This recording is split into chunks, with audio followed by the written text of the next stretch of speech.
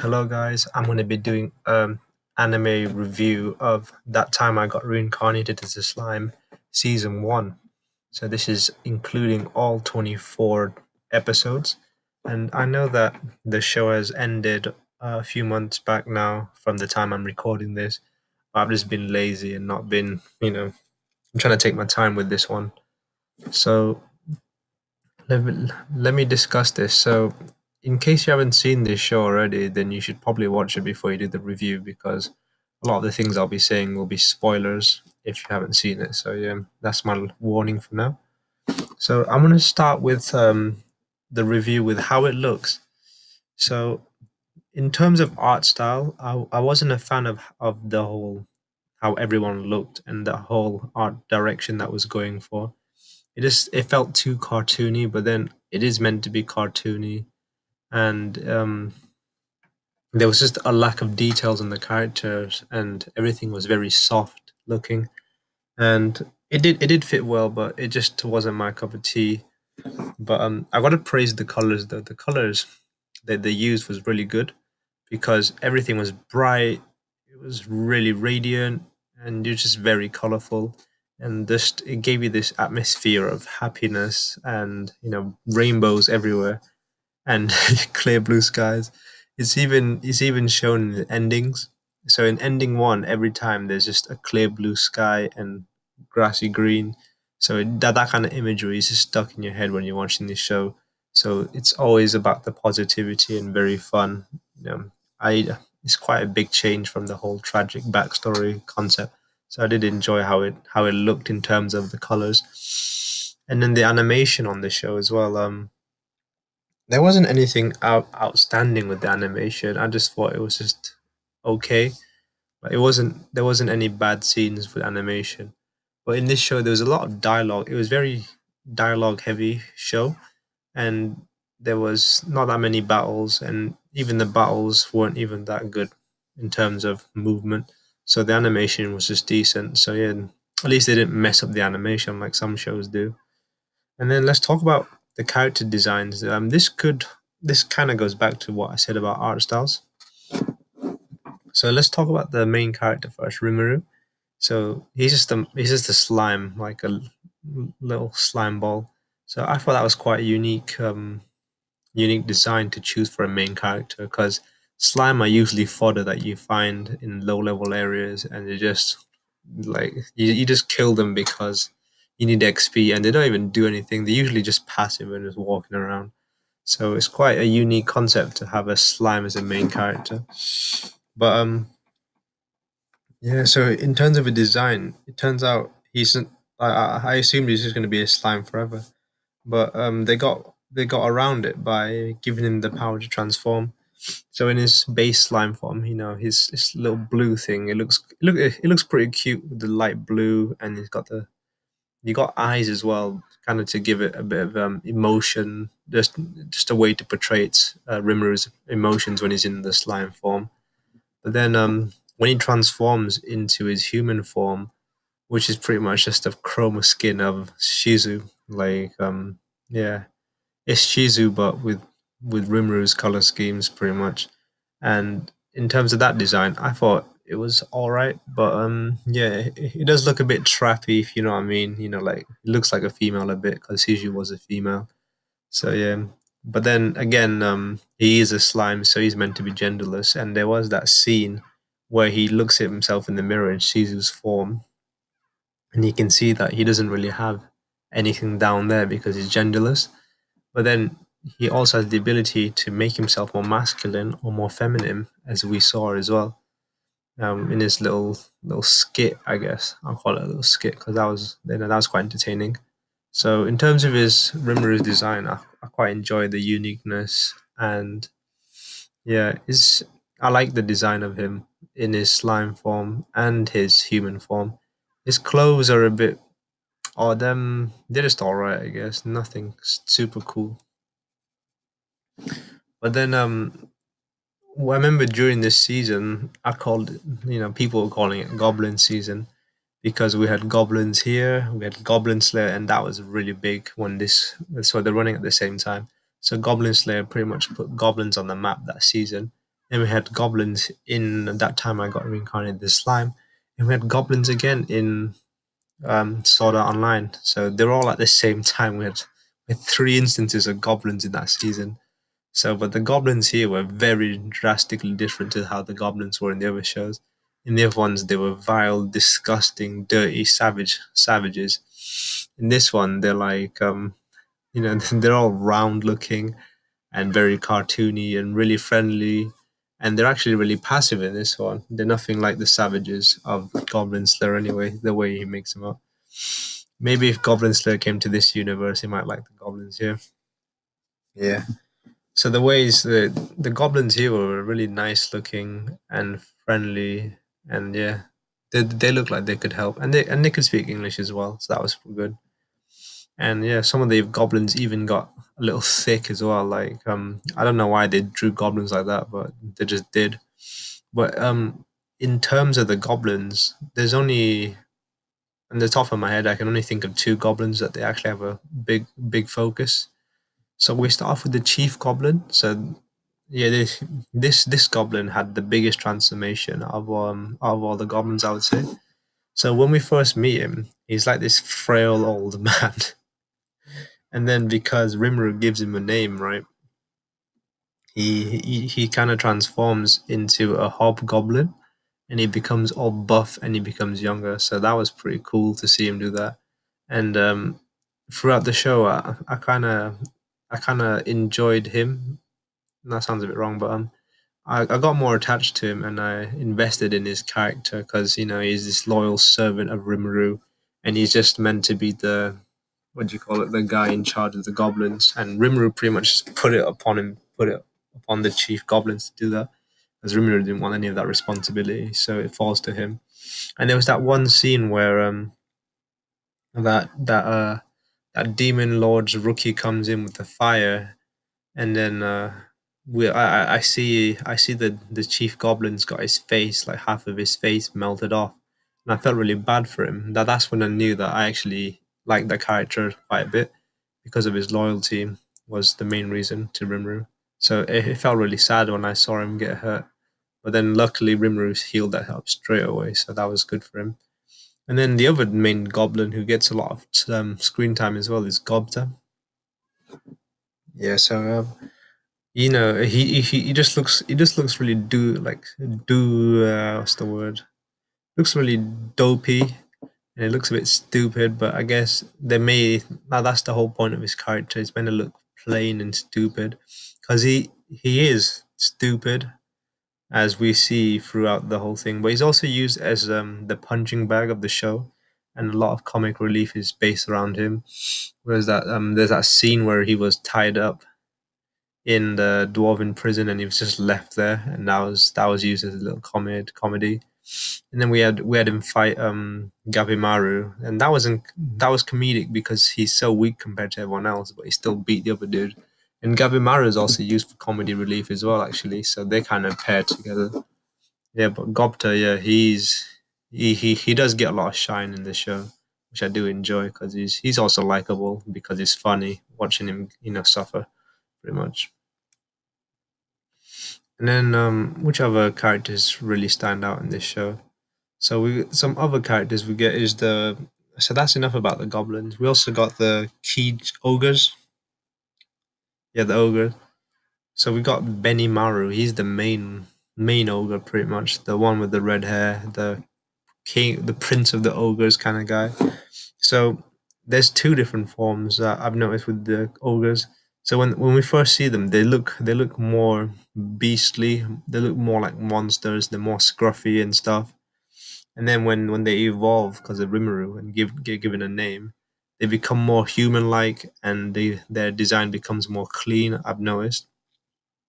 And with Benimaru, yeah, he looks like a prince, and yeah, he's got the whole red color scheme going. I'm guessing because he's a fire user, and yeah, and he kind of gets an important role in the show as well later on. He kind of becomes uh, I can't remember correctly, but the commander of the army, like the Jura Forest army. So that's he gets a a big, pretty big role in the whole alliance anyway.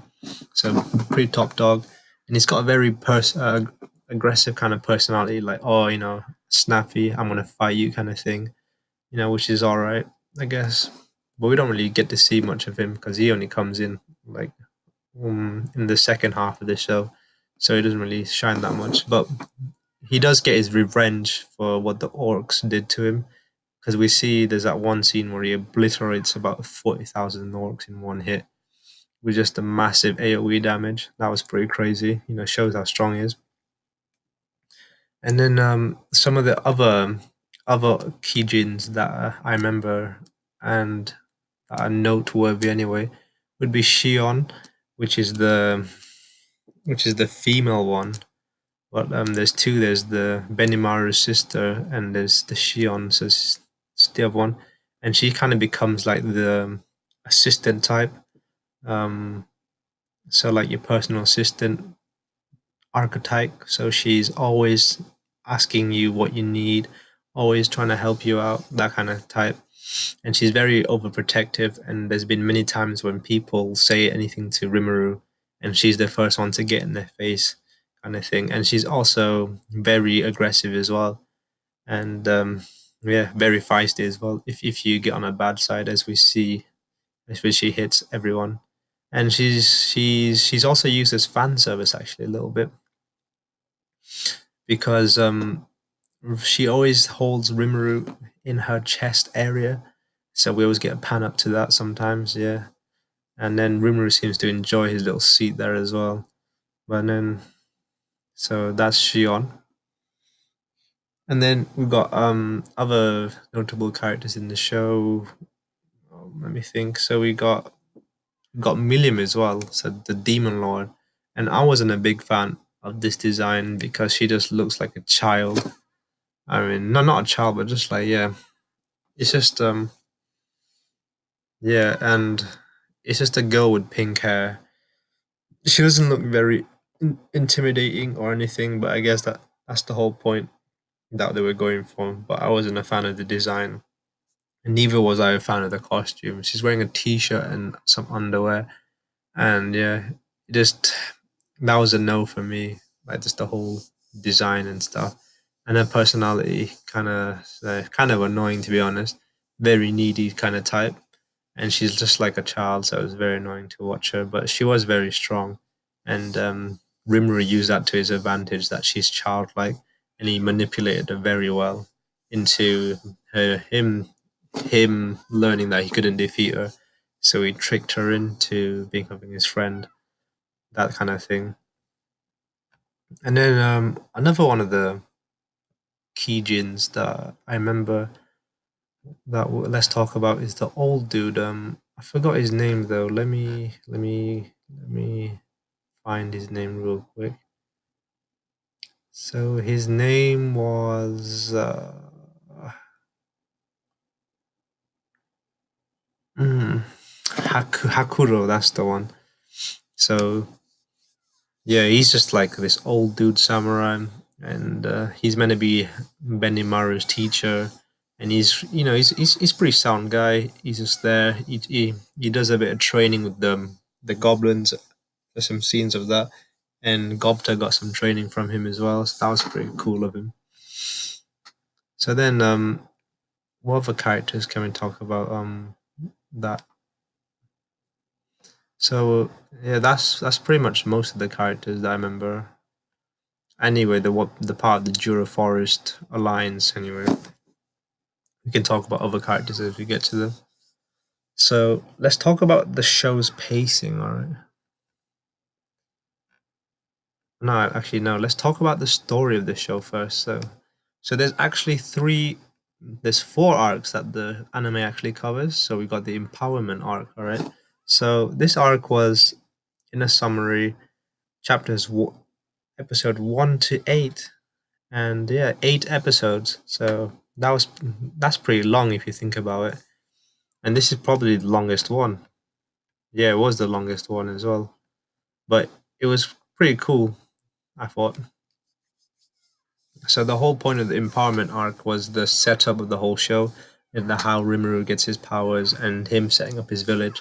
So if I had a quick summary of what happens in the empowerment arc, so Rimuru dies in the real world, and then he starts his adventure by absorbing materials, and so that's where he gets OP straight away because he finds these rare materials and he just eats all of them. So he's got this massive reserve of mana and everything. So he was already pretty stacked as soon as he started. And then he eats Veldora, and Veldora is meant to be this top tier dude already. So he eats him, right? And therefore he gets even stronger. So with that, we see Rimuru just eat the entire monsters as well as he gets out of there, and he just learns their abilities, and with the spider and with this bat with the sonic waves. So it's pretty cool to watch him eat. And as soon as he comes out of the cage, he's pretty much stronger than everyone in the whole forest. So as soon as he comes out of the forest, the goblins need help with the wolves. So that's when Rimuru comes and helps them. So with the wolves, he just kind of just kills the head wolf, and he gives his son at the time, Ranga a name, and he tells him to coexist, and they do. But yeah, it's quite surprising how Rengar just decided to. No, it took him a while for him to become loyal, but once he became loyal, he's like the pretty much the second in command kind of guy, right? Rimru's right hand man. Rengar's he's always used Rengar as like a form of transport to ride on and stuff, and he gets a lot of screen time. But yeah, and then with that, they go to the Dwarf Kingdom to get some builders because the goblins are pretty bad at crafting and stuff. So that's where they meet that dwarf guy, and they bring him back pretty much after a little scuffle that happens in there.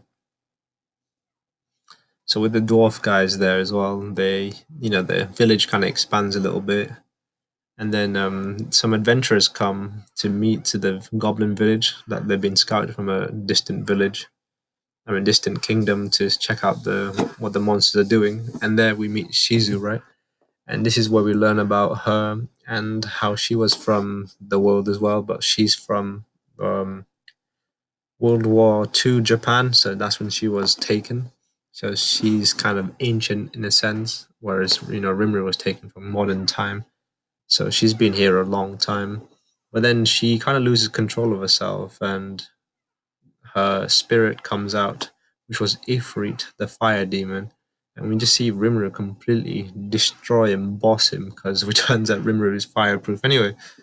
So then he eats Ifrit and kind of extracts him from Sizu.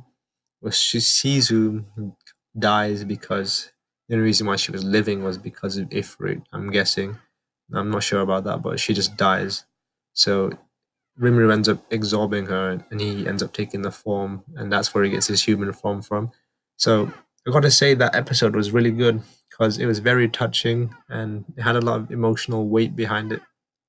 And I really enjoyed that scene where we see Shizu as a little kid going to her mum, who she was uh, what's the word, separated from in her like Japanese style house.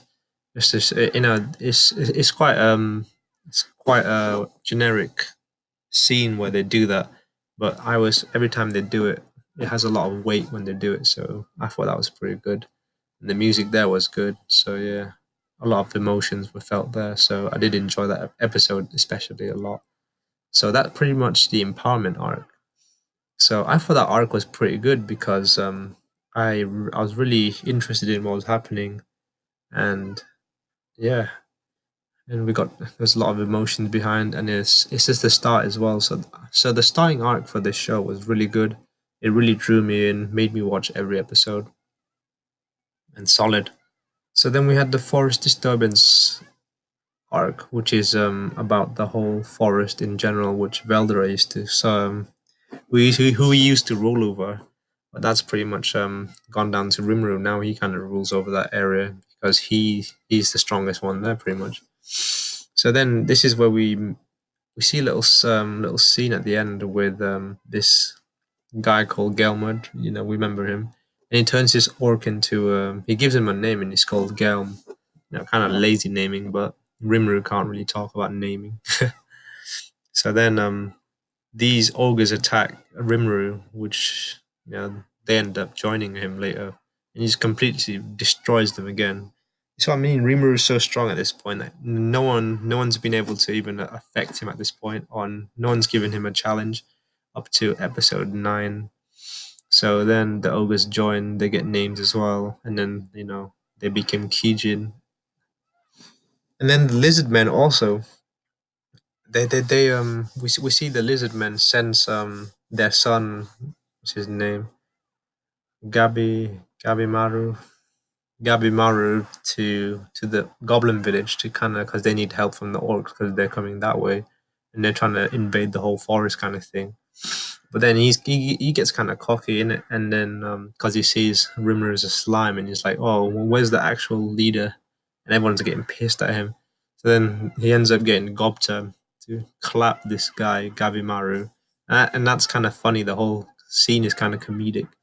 But it just shows the level difference between Rimmer's alliance. I mean, his village at this point, his village strength versus everyone else. Because Gabimaru he's got a name, so he's already stronger than average anyway.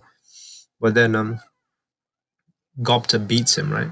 So he's not even that strong compared to he pales in comparison to the Kijin right now. So it just shows how strong Rimmer's forces already are at this point. So then we get the what do you call it? We get the introduction to the druid trainee who kind of gives Rimuru the mission to beat the Orc Lord. And then so with that we now know his target is the Orc Lord, and in the scene what happens next is they end up fighting, and it's like a big war, and we get the introduction to Gelmud, who's the Magian, and he's been this guy was what do you call it? It was foreshadowed in the first 1 to 8 arcs because we learn about this guy before, and he's given names to people, and the goblins reference him.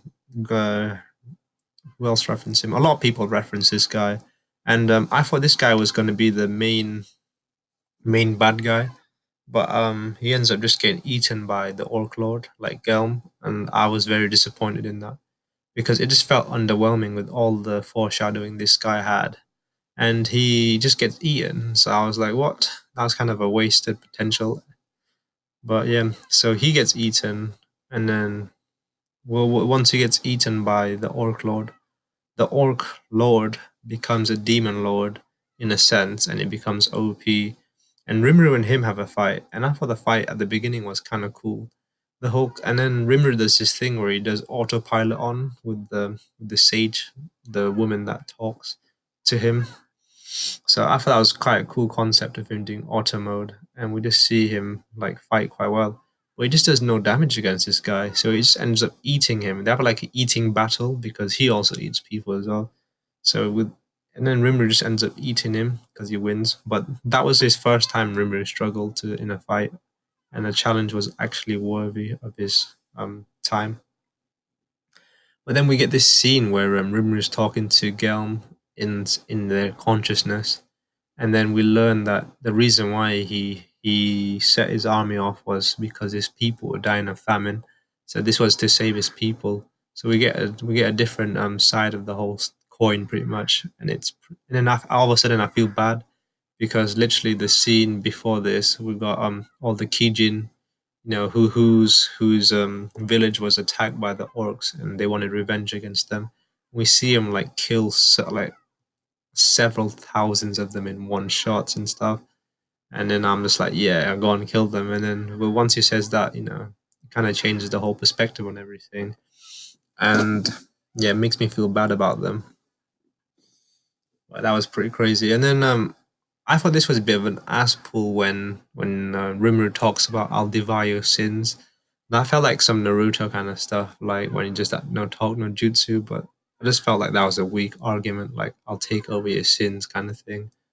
And yeah, so he ends up winning that, and he just devours the Orc Lord. So then, with the Orc Lord gone, what happens is next is the Jura Forest Alliance is formed, right? So this is all the different creatures in the forest kind of join, put their differences aside and join under one common name. So we get the goblins, the tempest wolves, we get the lizard men. Now we get the orcs as well who join. So all of them join underneath one name. And I think I'm not forgetting any other race there. And then with that, the counselor of the Jura Forest Alliance is obviously Rimuru, who's he gets put that responsibility. And then the Dwarf King Gazelf comes as well to check out Rimuru and his little kingdom alliance to see what he's about. Because and then what happens is they end up having a 1v1, and Rimuru obviously trying not to kill him because he could have easily killed that guy, right? You're just trying to dodge things, and then Gazelf does this. He gives him a condition where if he can dodge all of his strikes, he'll leave him alone, kind of thing. And then Rimuru does dodge all of his strikes, and he has this secret sneaky strike at the end. But Rimuru knows where it is because he's actually seen it before. And this is where I thought was a pretty cool connection. I thought the Dwarf King, was actually trained by the Kijin. What's his name? Hakuro. So Hakuro, well, when they first met the ogres, he did that exact same move to Rimuru. So because he did that same move to Rimuru, Rimuru knew what this move was and he managed to block it. And then Gazelf was actually shocked to understand why. And then he's like, oh, Rimuru is like, oh, I've seen that move before. And he kind of brings out Hakuro. And this kind of changes the whole Gazelf's opinion on Rimuru. For he's like, what? He finds out that his sensei is actually working for Rimuru. So that, and then they end up having a good relationship. And he sees that he's actually a decent guy because they kind of assumed that uh, he was in charge of all the monsters, so they're gonna attack somewhere. But they ended up having an alliance with the Dwarf Kingdom now, and then the Jura Forest Nation is actually its own nation. So that's pretty cool. It's just a massive progress that he's achieved now. And then we get into the next arc. So actually, before that, I'll give a summary of that. So the forest disturbance arc, I thought it was just okay. So we get introduction to new characters, which were all right at best, and the whole conflict it wasn't even that deep, and it was very surface level conflict. But only the ending was kind of like oh kind of moment. But it was nice to see a lot of development of the whole village, and then now we've got an actual nation, so that's crazy to see how far we've come from a small little goblin village. And then we get a demon lord attack, and this was a short one as well, actually. So 3 episodes, pretty much Milim, this massive demon lord comes, and then Rimuru tries to fight her, but then he has like a scouter kind of thing, like a and he couldn't see how strong she was, and she was so many more times stronger than him. So he realizes that he couldn't beat her with physical strength. So he ends up using his mental strength instead, because he notices she's really childlike. So he has some manipulation skills, and this is what I'm talking about. How his life as a salaryman comes in handy, because he uses his in his job he has to suck up to all the bosses and stuff who are high positions than him. So he kind of uses that same kind of experience to what you call it to manipulate Miriam to stop her destroying his village, and they end up becoming friends. And she stays quite a long time actually, but she's kind of like a ticking time bomb because if she gets pissed, she'll destroy everything. But in the end, I was really scared that she was going to destroy something by mistake. Someone pissed her off. But in the end, she actually became quite useful and good, and she pretty much removed trained her and made her domesticated so she wouldn't cause trouble. But then in this one, there's also another demon lord that comes in as well. So there's actually 3 demon lords in this arc. That's crazy to think about that. So the other demon lord involved in this arc is also Chiron, right? And he sends his goons to take over the village, and they get wrecked. And this is what I'm talking about when the Chief Goblin gets hurt was during that fight when he gets punched by that flame dude, the goon. And then with Milim just kind of destroys him, as she's a demon lord kind of thing. But that guy wasn't very strong.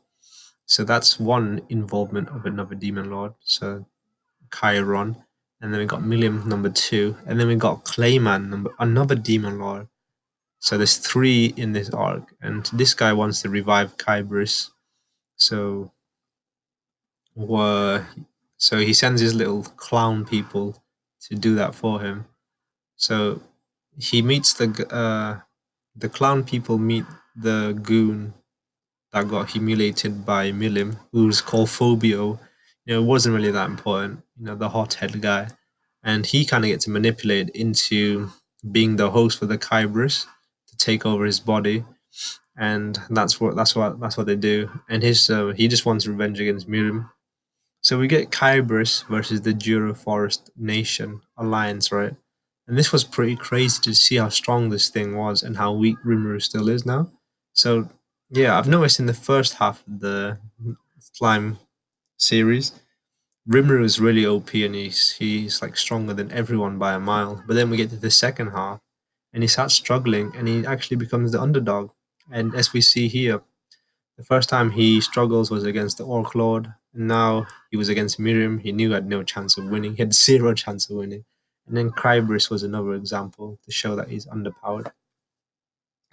Because we see Rimuru and his entire army fight against this, even with the help of the Dwarf Kingdom. We see them fight for a good day, I think, all day, because we see the change in the settings and stuff, day and night kind of cycle. And Kybris just regenerates again and again. And it turns out he's actually made from Veldera's leftover something. But, so he's they're related in a sense. But it was crazy to see the regeneration, right? So then Rimuru kind of just gives up because it's just taking too long. And he ends up getting Mirim to fight. He asks her for help, and she just ends up one punching the thing, right? And that was crazy to see, just the difference in power level between Mirim and Rimuru. I guess that's what Kybris was used for, just to show the difference in power between a real demon lord. So yeah, and then with that, uh, but they somehow she managed to save Phobio and not kill him. So with that, Carrion, the actual demon lord, comes and gets his little goon anyway, and then him and Rimuru sign a no aggression pact. So they're cool now, I guess. But they're not cool with Clayman though.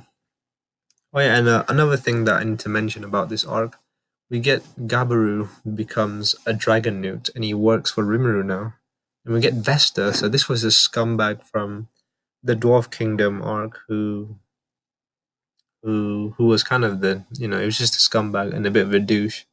He kind of becomes he kind of is a 180 in his personality and he joins the whole um alliance and he becomes a researcher for them. So yeah, he's so kind of redemption pretty much. So then we get the teacher arc. So this is where everything's all fine and dandy.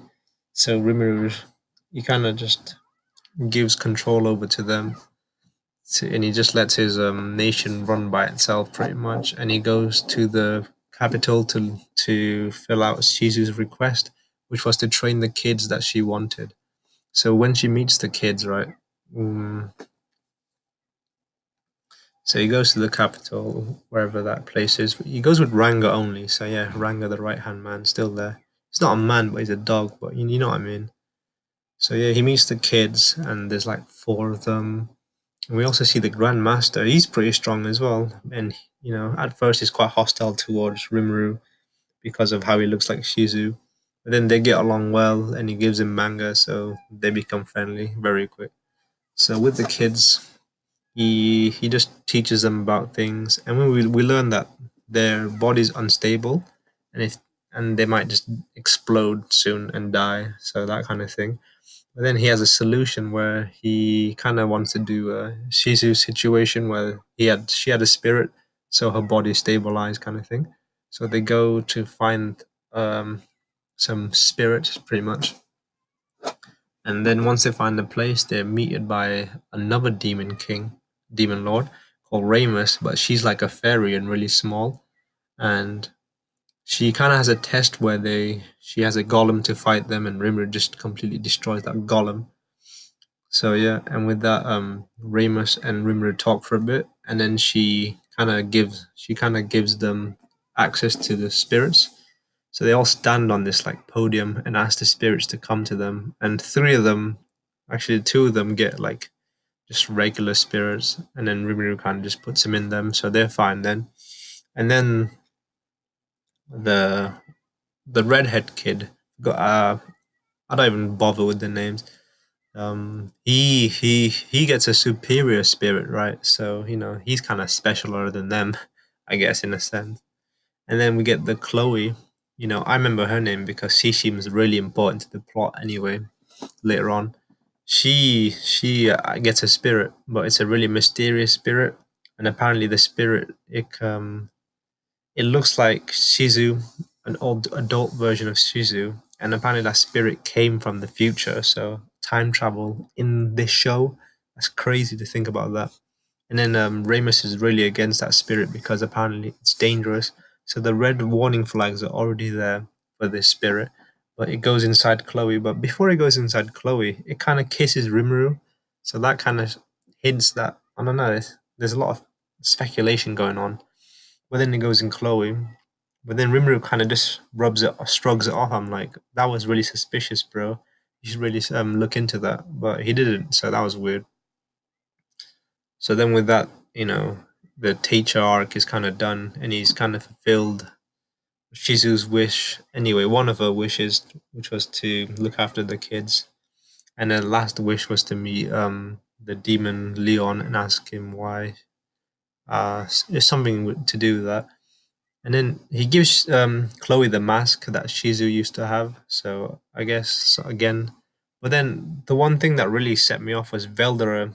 He was he kind of gave off of a vibe when that spirit came. So I'm guessing that spirit could be connected to Veldora in some way.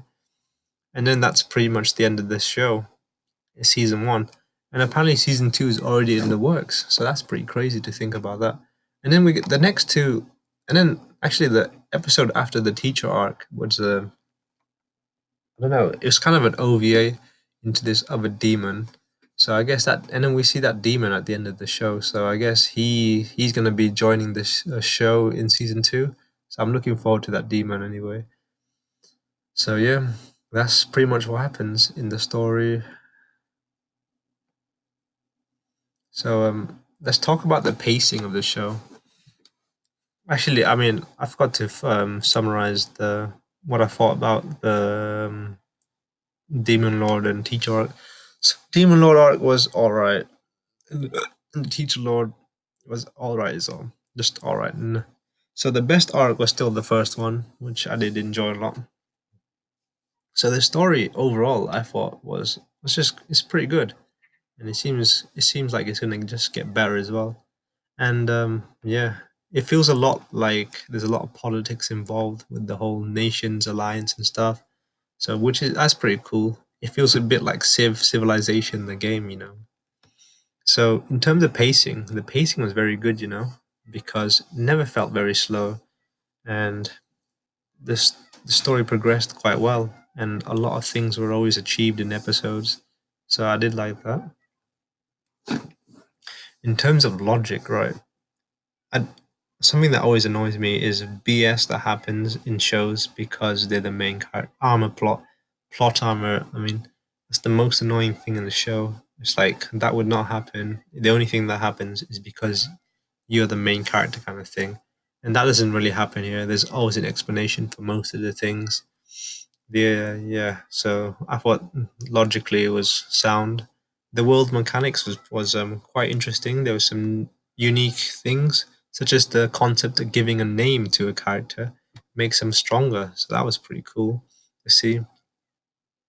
But then, in terms of battling, this show is not about battles at all because there's no skill involved. There's no like really cool fight sequence.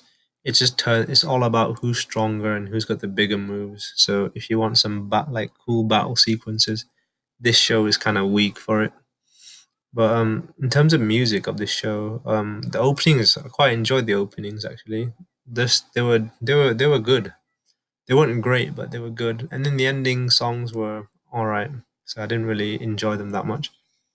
But I did enjoy the visuals of the ending songs with the whole, blue sky, clear grass kind of sequence. Really put a positive imagery in my head. And then the soundtrack, it was good as well because it really matched the scenes that they used, and it had a lot of emotions in the songs. And yeah, so that's pretty much what I'm going to talk about this slime. So overall, what do I think of this show? So I thought this was a very good isekai, and in that genre, I would say it's very good. The whole concept, and it's very different from other isekais because this one focuses a lot of politics of the nation, whereas the other ones are more focused on the actual characters and like story.